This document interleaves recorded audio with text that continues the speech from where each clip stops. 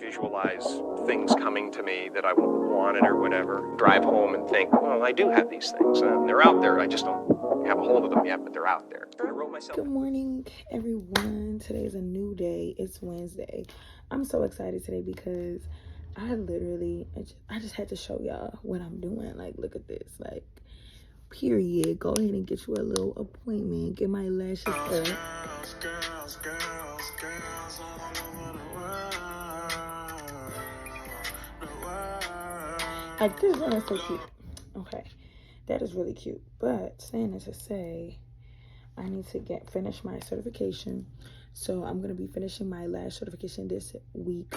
So that way I can be a 2-time certified. And I'm going to put that in here. That is, okay, let's say DFW. I put a lash technician. But I think I wanted to put something else.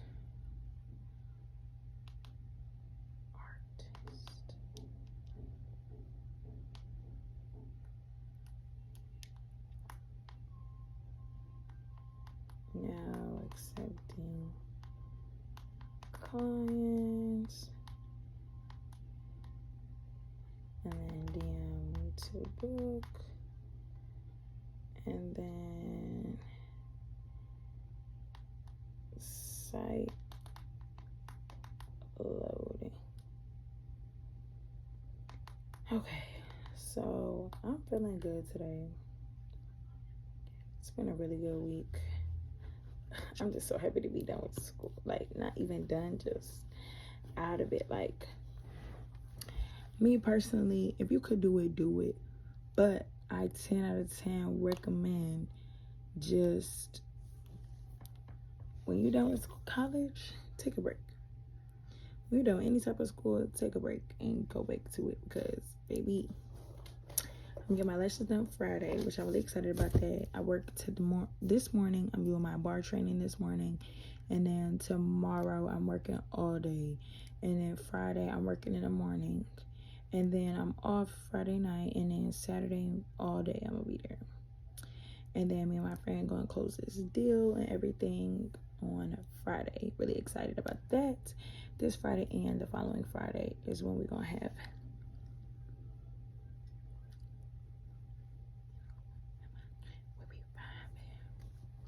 So I just want to start this morning off with a good old handy dandy devotional with Jackie Hill Perry this morning upon waking. I really try to do this. I really do this devotional in the morning, mainly because it's called Upon Waking, and I'm just assuming that she want me to, look through this before I enter the world and before I be a text, you know what I'm saying, physically, spiritually, all that. I was going to do some yoga today, but it's not really giving yoga this morning. I'm not really feeling the yoga. I mean, I probably stretch a little bit, but that's probably it. I did my yoga yesterday. I did do yoga yesterday. Yesterday was Tuesday. Okay, so I'm not mad about that.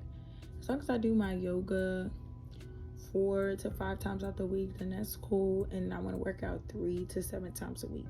So 3 is the minimum, 7 is the max. Okay, so for day 7, it says, for our momentary light affliction is producing for us an absolutely incomparable eternal weight of glory. So we do not focus on what is seen, but on what is unseen. For what is seen is temporary, but what is unseen is eternal. Period. Suffering creates an interpretive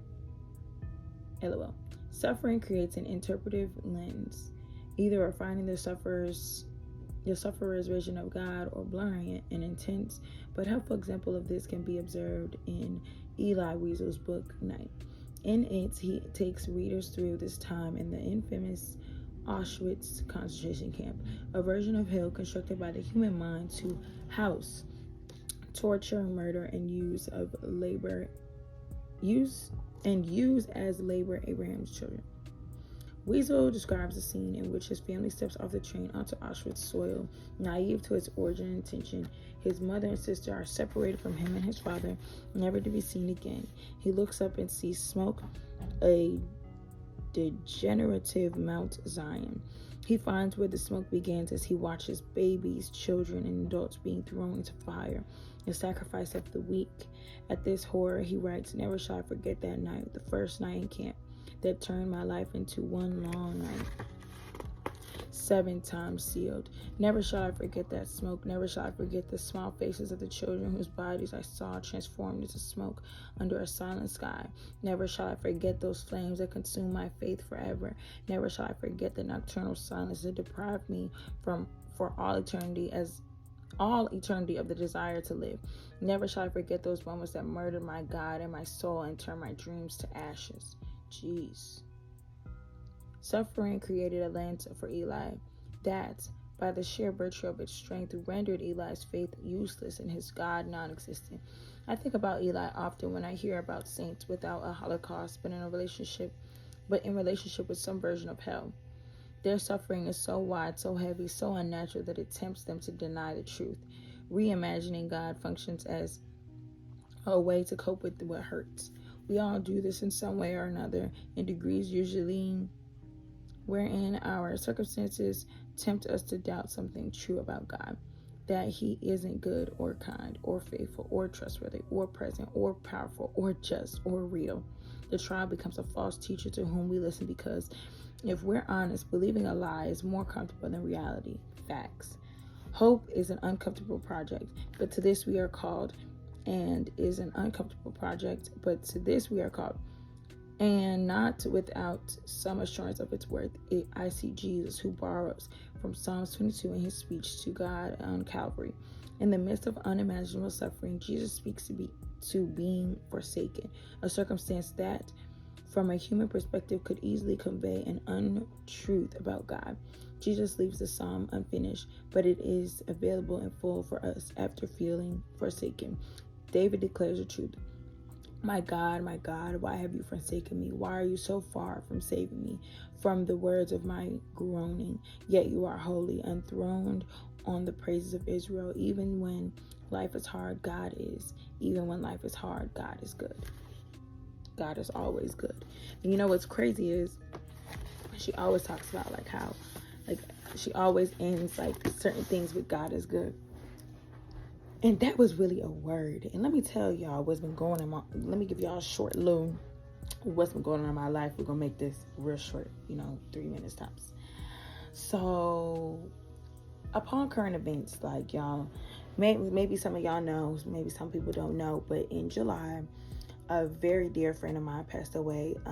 She was such a light and so much love, very dramatic, but love her nonetheless. And I miss her so much. And over the past couple months, ever since she passed away, it's been very up and down, up and down, up and down. My emotions have been very up, my emotions have been very down, where it's just I'm questioning God, I'm questioning my life, I'm questioning what I want to do next because of my reality. My reality is someone that I've grown up with and done life with for 22 years is now no longer with us, and she will no longer be able to share memories or create memories with me, and it hurts and it sucks. And that level of suffering is unbearable. Grief, people passing, it's hard to deal with.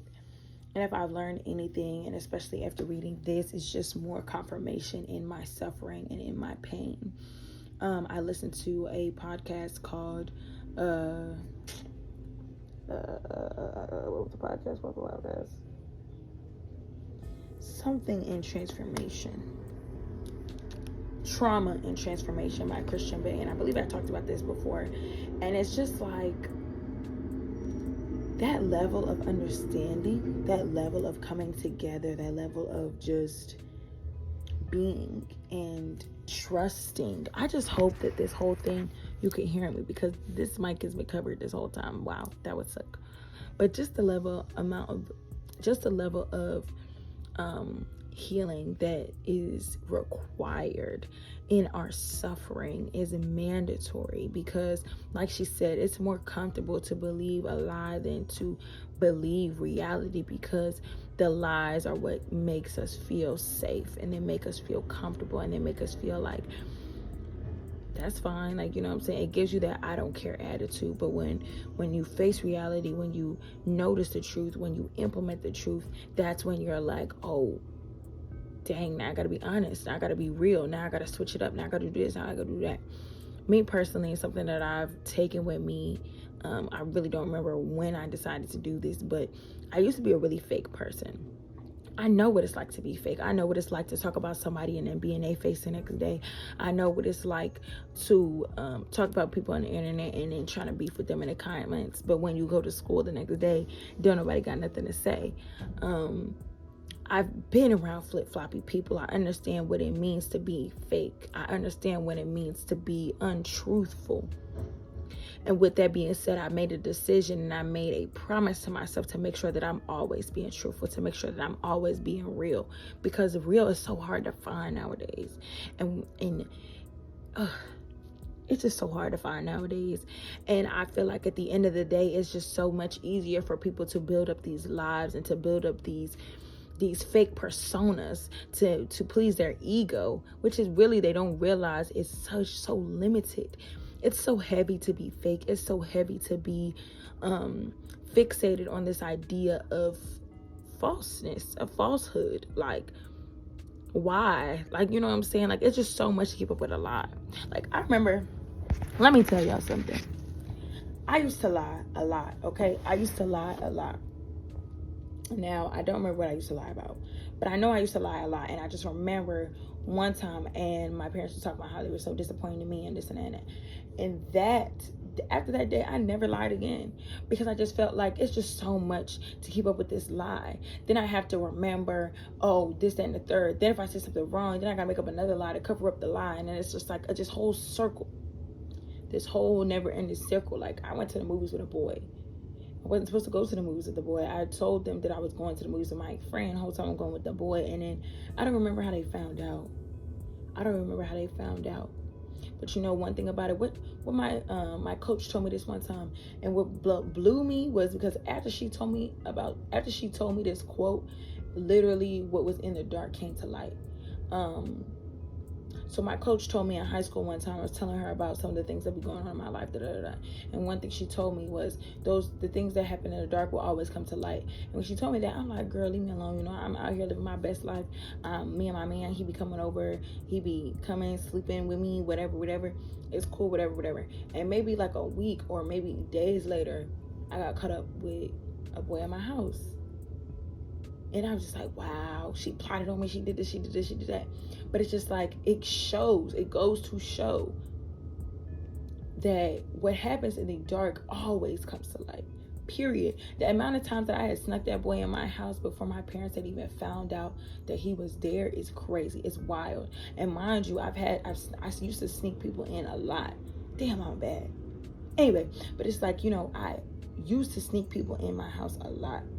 And you think, oh, I'm not going to get caught.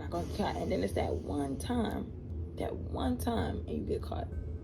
And it just, everything just stopped. You know what I'm saying? And it's just like, God is the same way. He's going to let you make a mistake. He's going to allow you to put yourself in a position where you need him time and time again. He's going to keep allowing you to be in that position. And then when you think that you have the upper hand, and when you think that, oh, I got the God ain't paying attention to me. Oh, he just let me do what I want to do. I could do whatever I want to do. Boom! There goes the suffering.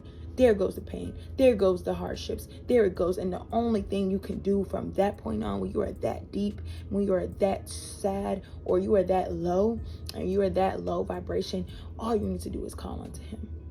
And when you call unto him, it changes everything. Period. And it's just so crazy, because God is he's so good and he's so funny, because he wants you to make mistakes, because he wants you to want him. He needs you to want him.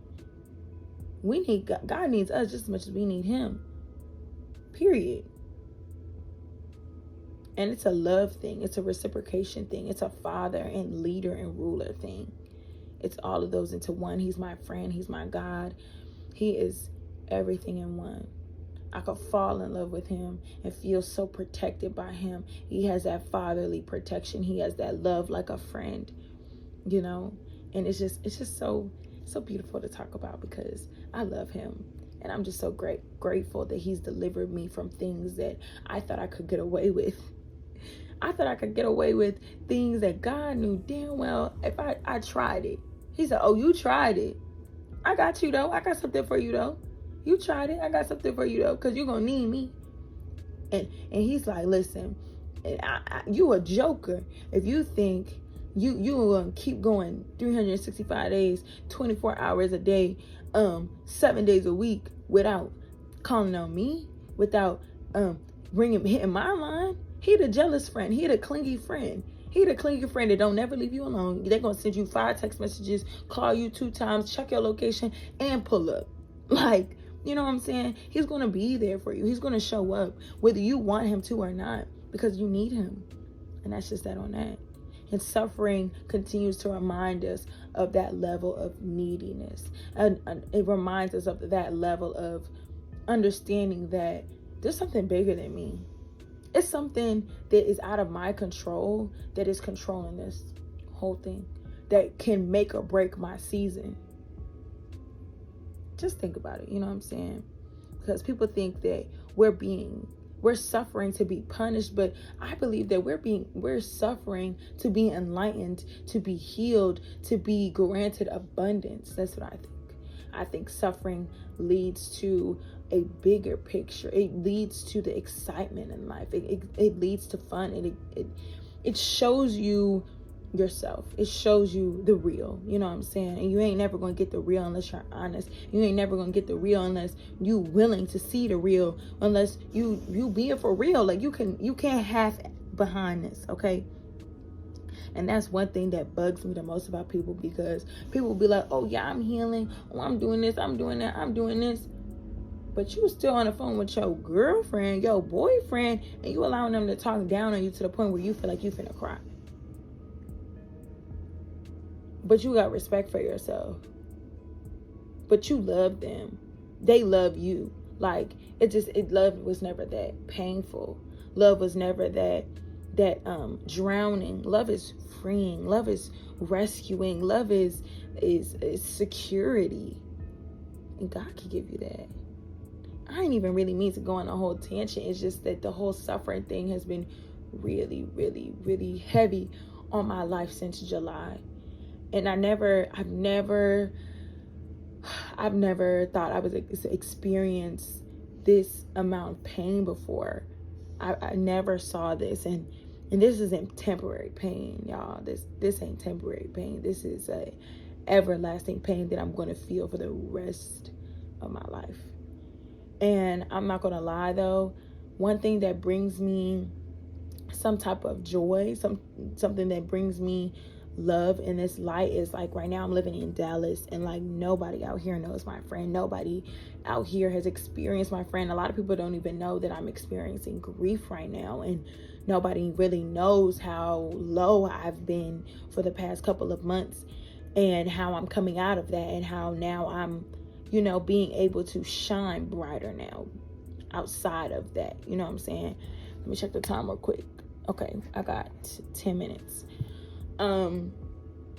And what brings me joy, what brings me a peace of mind is knowing that even though the people that I'm around here don't know my friend, they don't know the love, they don't know the experience that I had. I have people, I have my cousin, I have my other friend that at the end of the day, I have mutual friends with her, that we've all went to elementary school together, we all went to middle school together, we all went to high school together, and we experienced her, and we experienced her presence on earth, and we experienced her light, and we can share those memories together, and that always just shows me that level of love and pain, that level of reliance, resilience in pain and suffering, because I'm not suffering alone. You know what I'm saying? They're suffering with me, and we can suffer together. Not really suffer together, but we can come together and have a community in our loss. I really don't know what I would...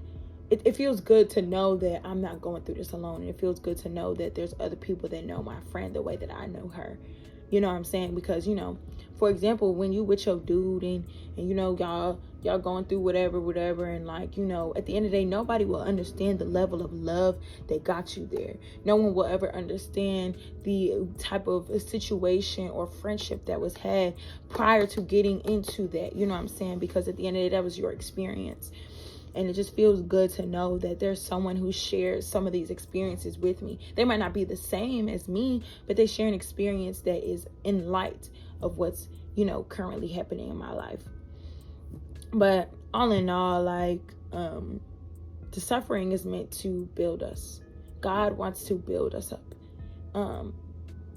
The weaklings are the ones that allow themselves to lie and deceive themselves and try to get by off on cheat codes and stuff like that. Like, if we were playing Sims and you just continue to use all them little cheat codes, like, you're not even really playing a game anymore. You know what I'm saying? Like, you know, and there's consequences for cheat codes, you know, more suffering, loss, more pain. Like, do you ever realize once you start one, like, painful thing and then you don't try to fix it, it just becomes more painful. It just becomes more heavy. You're just adding. That's just like a lie. You know, you just continue to add. And I'm thinking of like a layered cake, or I'm thinking about when we was in track practice and we used to have, y'all know, anybody who did sports, football, track, anybody that's done something like that, you know, we used to have those sleds, and you put the sled, the weight on the sled, and then you gotta run with the weight, you know what I'm saying? And it's just like every time you put that belt on, every time, because you know you had to run with the sled with the belt on and the joint, and then you would have to take it off and then come back, and then you would do that back and forth. You do that about 8 times. So really you did that about 16 times, you know what I'm saying? So it's just like when you do that, you realize how when you put that belt on, it's heavy, and you trudging. And then when you take off the belt, you still, you know, you feel that weight lifted off of you, you know what I'm saying? But every time you put it back on, it's heavy again. And I gotta keep going. And sometimes it gets heavier every time you put it back on. And it's just like every time you put on that lie, every time you put on that deceit, every time you decide not to be truthful, every time you decide not to follow what you're supposed to be doing, it gets heavier. It gets heavier and it gets heavier, and it gets harder to carry. It's just like, why keep carrying these things? Put that thing down, girl. Put that thing down, bookie. We don't need that no more, because God is going to take it away. God is going to pick it up and be like, okay, I got you. And he's going to lighten your load. He's going to take that belt off of you. He's going to lighten it. He's going to bring some truth. He's going to bring some clarity, some transparency. He's going to give you understanding. He's going to give you that love that you're searching for. And that's just the truth. That's just it on that, baby. I've been recording, okay? I've been recording, baby. I've been recording. So we back into it. It's October. This is really giving podcast episodes, so I think I'm just going to upload this just as it is. Thank y'all so much for tuning in today. I mean, it just really became a slight prophetic word. I've been writing a poem too. I want to get into more of my poetry and things of that nature to share with y'all. I wrote myself a letter that I shared on my sunroom. So feel free to check out my sunroom. It is Divinity's Garden. Divinity's Garden with a 1 as the I for the first I, and then garden with the E. So it's this is my sunroom page here. My most recent thing was encouraging. I did like a journal entry here, and then the next one, I answered the question right here. We did like a chill little, little vibe. So if you want to see that, you need some encouraging words that kind of also relates to this whole suffering and just instilling power in ourselves, because it's just a rough time, and with the season changing and everything like that, I understand that there's a lot of people out here that are hurting only because of the weather. You know what I'm saying? You know, if those of you that get the winter blues and get in depression, or those of you that have seasonal depression, there it is, that's the word. You know, this is a time to really connect with yourself, really time to connect with God, connect with your loved ones, continue to be there, you know, for each other, and continue to just be there for yourself. This is a great time to connect with God and stuff like that. And this is my favorite time of the year, even though I believe I do have seasonal depression as well. I feel like I got depression, period. It don't matter what time of the year. It really doesn't matter what time of the year. Sometimes it just hits, you know, and sometimes it hits differently for everyone. But there was this little, there was something I seen on Instagram. I don't know where it's at now, but I'm going to just insert a clip of some to-dos. I just like the post because it gave a little bit of ideas on some things that you can do to really, you know, como se dice? Like, you know, comforting, you know, ways to like beat the blues or get ahead of it or whatever the case might be. One thing I can say for certain is feel your emotions. Truly be there for yourself. Be honest with yourself. Like, the only way through is through, and the only way you really gonna get there is by being honest and fully just tapping in. You can't do that without tapping in, you know what I'm saying? So, but thank y'all again so much. Feel free to follow me on Instagram at Jayla Simone, JALASYMONE. You can also follow our podcast Instagram as well, which is Planet Resilience, hold on, let me make sure, because I do not want to tell y'all the wrong thing. Okay, Planet Resilience is PLAN number 3 TRESILI 3NC3. Feel free to check me out on those, as well as tune into my YouTube channel, because I will be posting this video as well today. It's going to be going on my YouTube channel at Planet Resilience, or you can look up Jayla Simone as well. I've really enjoyed this time because it's been so long. I've been wanting to make a podcast episode for forever, and it's just been really daunting because I want to make sure that I'm saying the right things. I've said this before, just being more detail oriented and wanting to write a script and things like that, and I've written a script before and then I just never recorded it and all those other things, but life moves on. I'm back and I'm better. It's October, it's Vlogtober. It is time to connect. I thought there was another this month for me personally is about executing and fully committing and fulfilling purpose, love, honesty, transparency, loyalty. Those are some of the words off the top of my head that I could think of. But I'm really excited and I'm really grateful that I could sit here and tap in with y'all real quick before I head out and start my day. I am currently doing a 60-day devotional by Jackie Hill Perry called Upon Waking. So if we want to do more episodes with going through this, I have a couple vlogs coming out with me as well, just going through my devotional, sharing my thoughts. Feel free to subscribe to my sunroom at Divinity's Garden for any further intimate connections when it comes to my journal entries, devotionals, things that I think, Q&A. We could talk and share more space together on sunroom. Thank you guys so much for tuning in. I know there's like so many things that I could sit here and go on a tangent about on what to follow me with, but thank y'all for tapping into my podcast. That means more than enough to me. Sharing this space with you all means the utmost. It just means everything to me. Stay tuned for this month's reading. We will definitely be doing an October reading this week as well. That will be either on my sunroom or my YouTube channel or both. So feel free to tap in with me. Thank y'all again so much for joining. I pray that today is a blessing for you.